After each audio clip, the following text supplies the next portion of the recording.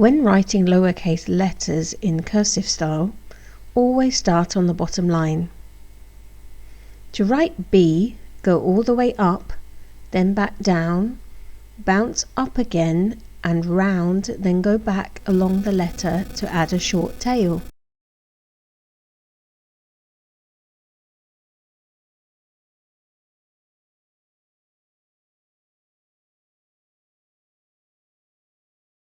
Let's see how it looks in a word.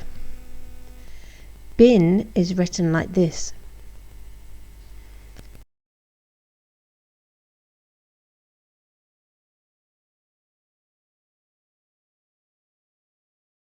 Cabin is written like this.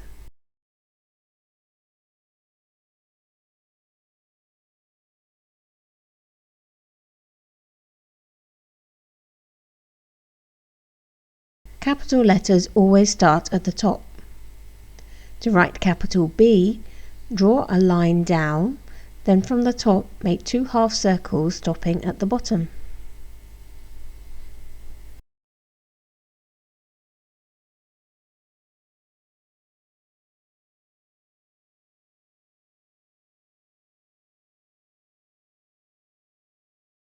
The word bin with a capital B is written like this.